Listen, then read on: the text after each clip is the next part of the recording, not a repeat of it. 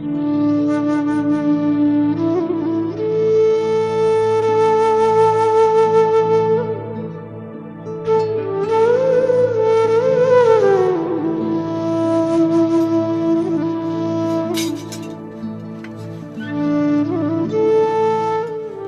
is the month of May.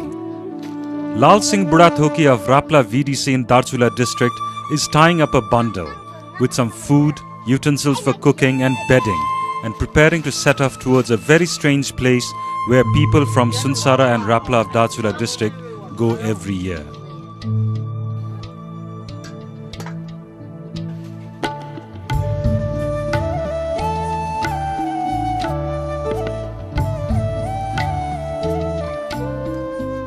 Almost everyone in this far western district of Darchula invests their labor in agriculture.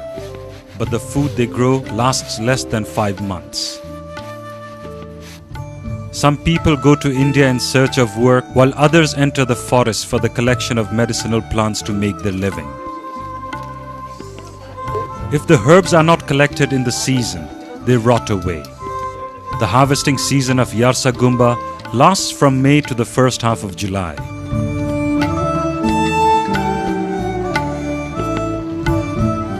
Along with Lal Singh and his family, many people from Rapla and Sunsara are getting ready to go and collect Yarsagumba. Before they set out, they pray for blessings for their trip. आफ्नो बाटो घाटोको लागि डोल नहुने भगवानले रक्षा गरोस् आफ्नो देव देवतालाई आफ्नो पछाडि आउनुहोस् हाम्रो त्यो पानी नहुने तकलिफ नहुने को लागि अब दिनुपर्छ त्यसको लागि पूजा गर्नुपर्छ. Almost everyone who can walk carrying their own baggage joins the expedition to collect Yarsagumba. Long lines of people laden with their bags and baggage are a common sight. Among them, almost a third are children.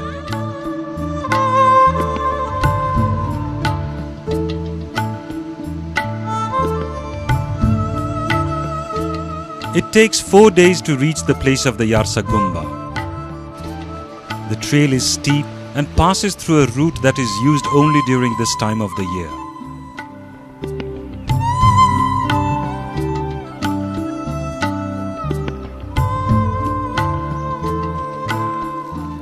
Night halts are made at 3 places, setting up temporary camps. The second night is spent at Koteri at a height of 3,210 meters and the third at Humdumti at 3,850 meters. At these camps near the snow line, some people set up tents while others find shelter under rock overhangs. Everyone has brought something to cover themselves when they sleep, but only a few have carried mattresses.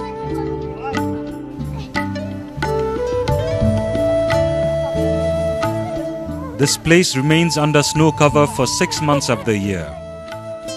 Even now, in the season of Yarsagumba collection, the temperature is -6 degrees Celsius. At a height of 3,800 meters, there is a shortage of water and firewood. Whether dirty or clean, water from melted snow is used for cooking, and fire has to be made anyhow with wet firewood. Eyes turn red because of the excessive blowing into the fire, but then there is no alternative.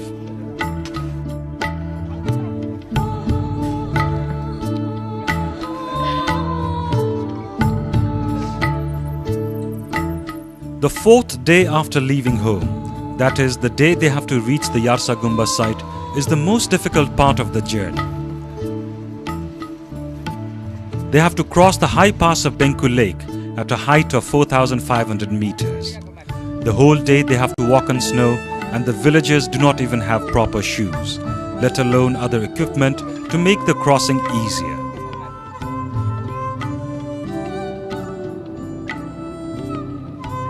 Most of the men wear rubber boots, while the women and children wear ordinary shoes.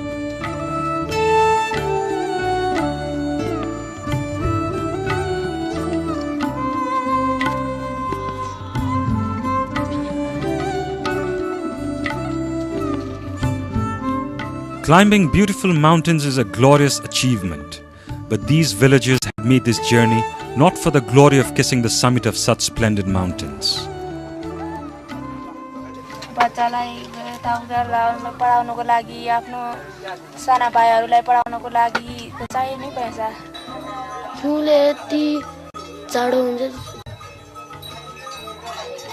अनि जान राम्रो हुँदैन कहिलेकाहीँ नजाउँ जस्तो पनि लाग्छ अहिले अब गएको मान्छे भयो जानु पर्यो अब इन्द्र त काफी चाहियो कलम चाहियो स्याही चाहियो झोला चाहियो अब स्कुलमा ड्रेस चाहियो अब मास्टरले भन्छ कि ड्रेस नलाइ आएपछि टालो हाले गएपछि मास्टरले हान्टिदियो त्यही हट लाइनबाट भन्डिबेले गर्ने के गरिब भ्यन न इन्द्र गोरु व्यस्त नाय बाख्रो व्यस्त नाय कुखुराको अन्डा व्यस्त नाय थियो इन्द्र त घरमै त गर्ने के एक किलो पाए बोले 20 रुपैयाँ बनाउलो एक काफी किनौला भनेर त्यो खोजाइराखेर आइहाल्छ नि विद्यार्थी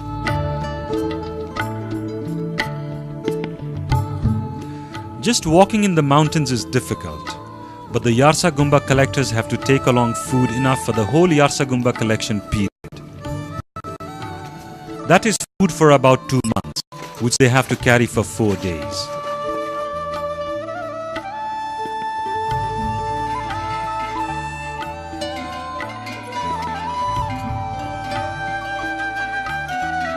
Some people use sheep and goats as pack animals, but these lowland animals cannot walk on the snow. This means that for a whole day, food has to be carried by the people themselves.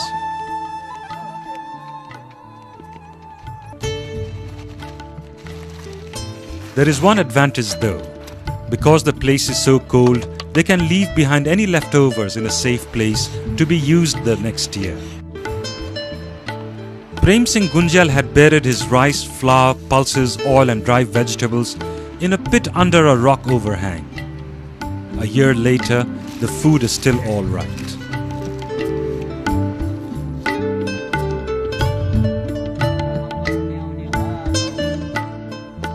This area known as Dudiban lies among the smaller peaks to the southwest of the Api and Namjung mountains. The snow starts melting in May and Yarsagumba begins to sprout in the vacant places after the snow melts in the glass that has a new cover.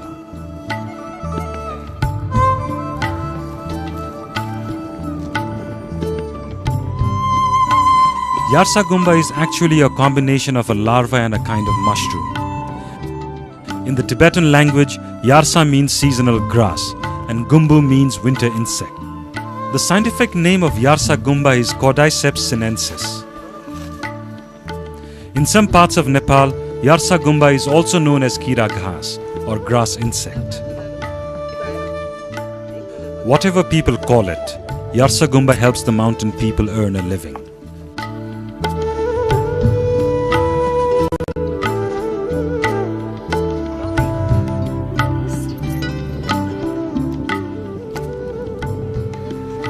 Yarsagumba is found at a height between 3,200 and 4,500 meters near the snow line where the snow melts in the summer and snow falls in winter for 6 months. Generally, it is found in dark clay on a north-facing slope of 5 to 10 degrees. Apart from Yarsagumba, various other kinds of herbs such as sunpati, chimal, pachaule, kutki and atis are found in these areas.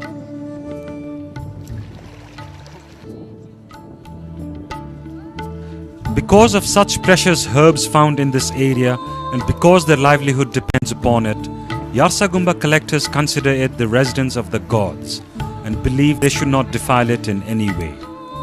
They pray to the gods before doing anything, and when the first Yarsagumba is found, it is offered to the gods. Yarsagumba collectors have made many rules to be followed while they are here. Alcohol and tobacco are not allowed to be brought in or consumed. Shouting in loud voices or quarreling is strictly prohibited. Women in the menstruation period are forbidden to leave the camp and collect Yarsagumba.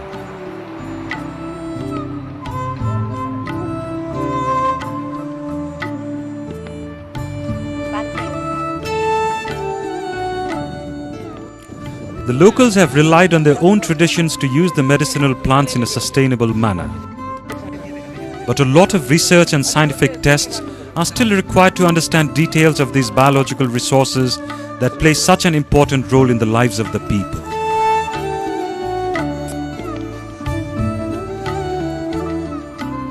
It is precisely for this reason that the Asia Network for Sustainable Agriculture and Bioresources, or ANSAB, has been working with the Federation of Community Forest Users, or FECOFUN, in Darsula district to study the Yarsagumba and learn more about its place within the ecosystem and find out how it regenerates. यो अनुसन्धान किन design गरियो किन सुरु गरियो भने समुदायले उपभोक्ताहरूले जो संकलक छन् उनीहरूले यार्सागुम्बा एकपटक संकलन गरेको ठाउँमा अर्को पटक धेरै पाइन्छ एकपटक संकलन गरेर खनेर छोड्यो भने धेरै पाइन्छ सुनपाती भएको जंगल फाड्यो भने त्यहाँ पनि पाइन्छ भनेको हुनाले यी कुराहरुलाई यावत कुराहरुलाई आधार मानेर र यस क्षेत्रका जनताहरुको जीविकोपार्जनमा यार्सागुम्बा प्रत्यक्ष सरकार राख्ने हुनाले हामीले यार्सागुम्बाको अनुसन्धान पुल राख्न यत्रो पहाड चढेर यत्रो हिमाल चढेर वहाँ पुगेर चाहिँ The daily routine is the same during the collection of Yarsagumba. Early in the morning, everyone sets out after having a meal, and the whole day is spent bending over to find the Yarsagumba among the short grass and melted snow, a task that is not as easy as it looks. सुयो हरायो भने खोज्नलाई कति time लाग्छ त्यस्तै हो सुयो भन्दा पनि गाह्रो छ सुयो त अनि टल्किन्छ यो त कहाँ टल्किन्छ र यो त कालो हुन्छ यो चाहिँ नै के हुन्छ अगरबत्तीको त्यो हुँदैन सर ठुलो त्यस्तै बराबरको हुन्छ अब कति धेरै आलो भयो भने देख्दैन यतिकैमा चाहिँ देखियो भने देखियो यो भन्दा पनि धेरै आलो भयो भने देखिदैन सर कोही त सानो हुन्छ सर खाली सिन मात्रै निकालिएको फेरि पछान्ने मान्छेले त्यो सिर यो हो भनेर निकाल्छन् नपछान्ने मान्छेले अब त्यस्तै ठुलो कोना देख्यो भने मात्र टिप्ने हो त्यो सानालाई के मात्र राखेन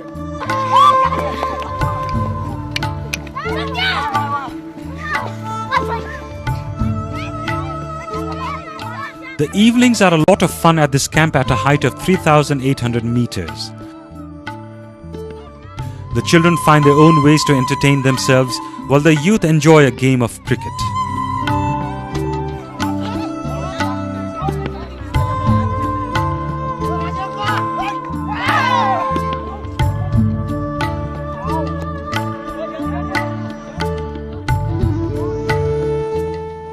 Fun and games in the free time, then everyone comes back to work.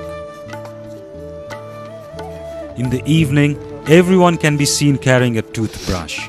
They use the brush to clean the Yarsagumba.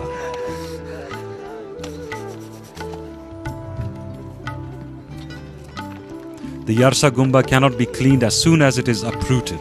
If you do it, it turns dark, and that kind of Yarsagumba does not get a good price. The day's collection is spread out to dry and cleaned only the next day, when the soil and the outer covering of the Yarsagumba dry up.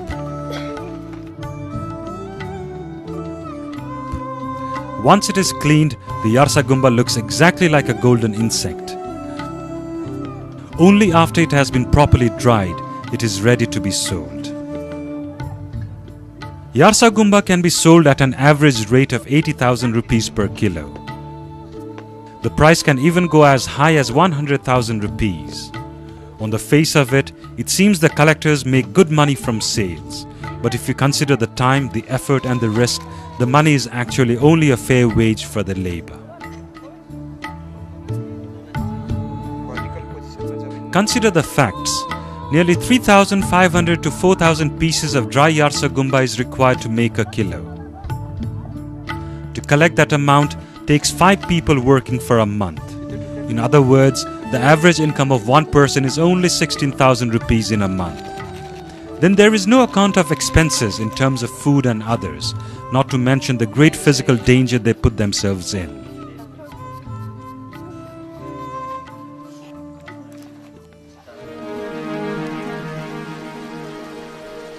Despite all the prayers they offer and the precautions they take, accidents do happen.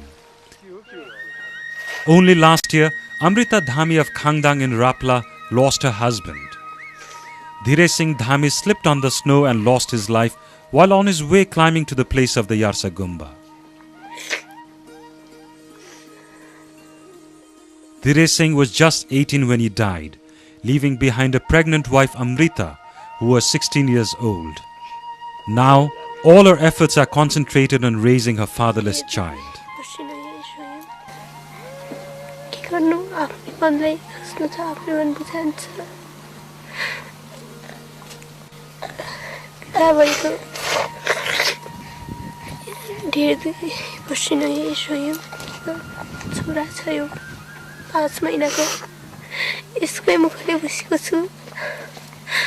दोहोरो छोरो भने दोहोरो छोराको छोराको मुखले रहन्थ्यो दोहोरो छोरो नगएको उयो हो अब के गर्दा यको मुखले झन्झला यो बाजिया बजे हो ले यो नभ्याबै हाम्रो मेरो के गर्दैछ. Within a year of this tragedy, another accident took place. Amar Singh Dhami from Malaf, Rapla was seriously injured after he lost his balance and fell. Fortunately, the village health worker was also in the group collecting Yarsagumba. But the health worker did not have enough medicines. It took 8 days for the medicines to arrive from the district headquarters. Only then did the severely wounded Amar Singh get primary treatment. But the equipment was not usable enough. The stitching needle happened to be blunt and could not pierce the skin. So they had to use the huge needle used for repairing tents.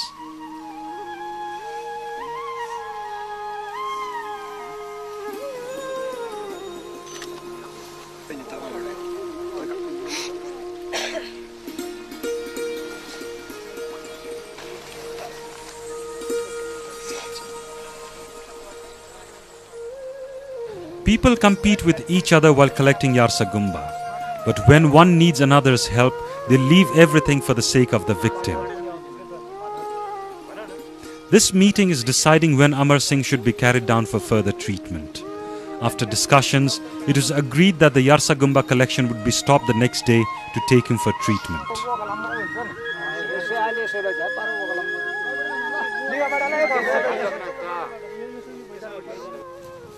Carrying someone with a fractured leg over steep trails made slippery by the snow is torturous for all.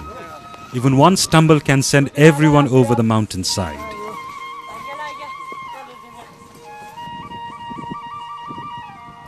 Breathing is very difficult because of the lack of oxygen at such a height. The relatives and the neighbors were tired, but they were still courageous and helpful. Within 3 days, they were able to reach the treatment center.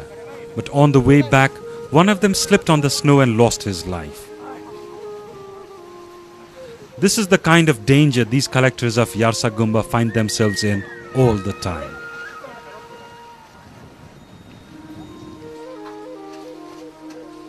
Although the Yarsagumba trade has had a great impact on the lives of the people, most of them do not know where it is marketed or what it is used for. In the absence of proper government regulations, the intricate channel of the Yarsagumba trade is not easy to understand. As a result, Nepali collectors have to rely on the Chinese market and businessmen.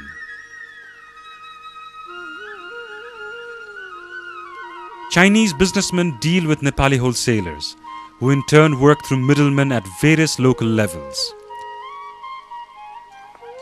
Usually, these middlemen fix the price before the collection begins, and even offer advance money to the collectors. Given the profits made by the middlemen at different levels, the actual collectors have not been able to get a proper price for the Yarsagumba.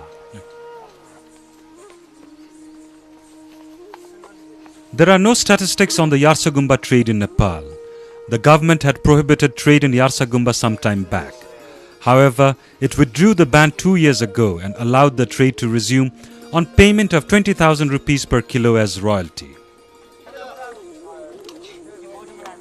At that rate, the government should be earning millions of rupees. But to take one example of what is actually happening, in a year and a half, Dolpa district raised only 60,000 rupees as Yarsagumba royalty.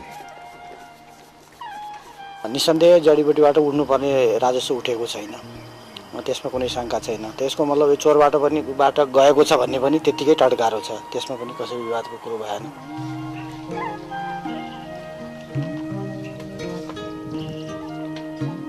विदेश निकासीमा प्रतिबन्ध लगाएको छ कच्चा पदार्थमा र यसलाई स्टिमिङ तथा end packaging गरेर विदेश निकासी गर्न पाइन्छ र त्यस्तो प्रक्रिया छ, तर यहाँको जनताहरू त्यो कलेक्सन गरेर त्यहाँ कहाँ यसको स्टिमिङ र प्याकेजिङ हुन्छ भन्ने कुरा थाहा छैन र सायद मलाई लाग्छ नेपालमा छैन जस्तो लाग्छ। त्यसैले यस्तो कुराहरू पनि प्रतिबन्ध हटाइदिएर सिधै र मेटेरियल नै निकासी गर्न दियो भने सायद मलाई लाग्छ यहाँ यो यार्सा गुम्बामा कुनै कमी आउने छैन होला जस्तो लाग्छ। जस्तो यार्साकै सन्दर्भमा भन्यो भने त्यो प्रशोधन गर्ने ठाउँसम्म लैजानुपर्ने जुन कुरा छ त्यो कहाँ हो भन्ने अहिलेसम्म ठेगान छैन। सङ्कलकलाई मात्रै प्रमाणपत्र दिएर त्यसको अर्थ छैन। यी यस्ता कुरा कारणले अप्ठ्यारा छन् जुन यसरी गोष्ठी छलफलबाट तय गरेर नीतिगत लेभलबाट क्लियर गर्नुपर्छ जस्तो लाग्छ। अरू 20,000 रुपियाँ जरिवाना होस् न, 40,000 रुपियाँ जरिवाना होस् न, 3,000 चाहिँ कर तोकिदिने, त्यो 3,000 कर छले बाबत उसलाई चाहिँ 30,000 जरिवाना होस् न। त्यो 30,000 जरिवाना चाहिँ तिर्नुको डरले उता 3,000 चाहिँ कर तिर्न स्वतः आउँछ नि।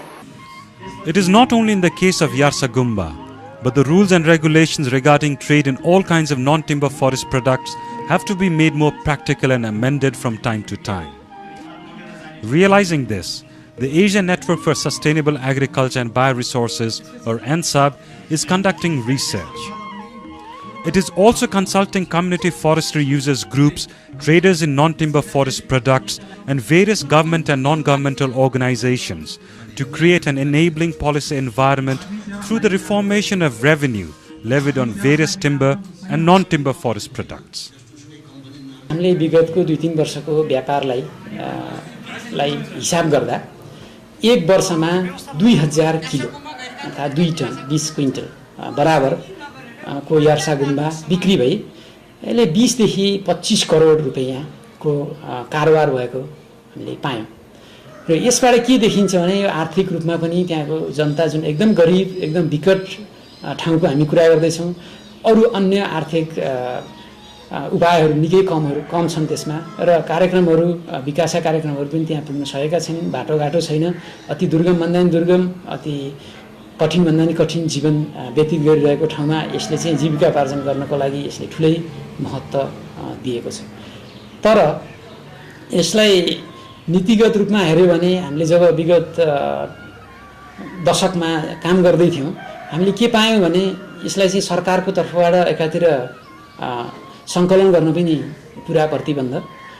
तर त्यहाँ चाहिँ संकलन र बिक्री वितरण भएर यसले चाहिँ खेलेको भूमिका पनि हेर्दाखेरि रोक्न सक्ने स्थिति पनि छैन अनि यो सबैलाई थाहा पनि भएको छ राजनीतिक व्यक्तित्वदेखि ल्याएर श्री 5 सरकारको उसमा काम गर्ने व्यक्तित्वदेखि ल्याएर र अन्य विज्ञ यसमा चाहिँ सरकार राख्ने सबैको लागि चाहिँ ठूलो चासो र एउटा चाहिँ ठूलो चुनौतीको विषय पनि भयो यार्सागुम्बा मात्रै होइन यस्तै जडीबुटीहरू र अन्य गैरकाष्ठ वन पैदावारहरूको व्यवस्थापन कसरी गर्न सकिन्छ र त्यसबाट चाहिँ उद्यमहरू कसरी विकास गरेर त्यसबाट बढी भन्दा बढी फाइदा पाइसकेपछि त्यो फाइदालाई अनि संरक्षणमा त्यहाँको जनताहरूले कसरी लगाउन सक्छन् भन्ने कार्यक्रमहरुमा सहयोग पुर्याउने अलिकति नीतिगत रूपमा अगाडि बढाउनै पर्छ भनेर सबै किसिमका सरकारवालाहरू त्यो जिल्लाहरू मात्रै हैन हामीले काम गर्ने नेपालकै अरु हिमाली जिल्लाका सबै र अन्य सरकारवालाहरूलाई पनि एकै ठाउँमा राखेर विभिन्न किसिमको कार्यक्रम मार्फत र जानकारी मार्फत यसलाई चाहिँ अगाडि बढाउने प्रयासहरू भइरहेको छ Completely neglected by the state and without any infrastructure development, the people of this region have been able to earn a livelihood by using the high-value natural resources around them. ANSAB and FECOFUN have been working together since last year to find ways to utilize these resources in a sustainable manner and promote the livelihood of people.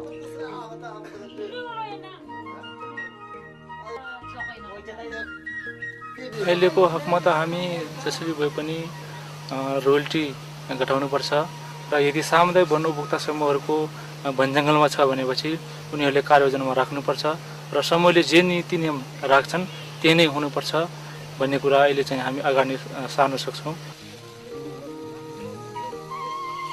ANSAB and FECOFUN have been conducting the conservation of medicinal and aromatic plants for sustainable livelihood project in order to enhance the livelihood of the people.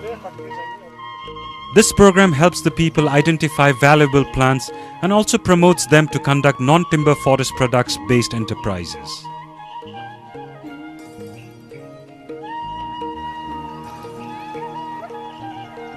As a result, many changes are evident in the villages. Almost every house has a solar panel on its roof. It is no longer necessary to carry kerosene from far away to light up their houses.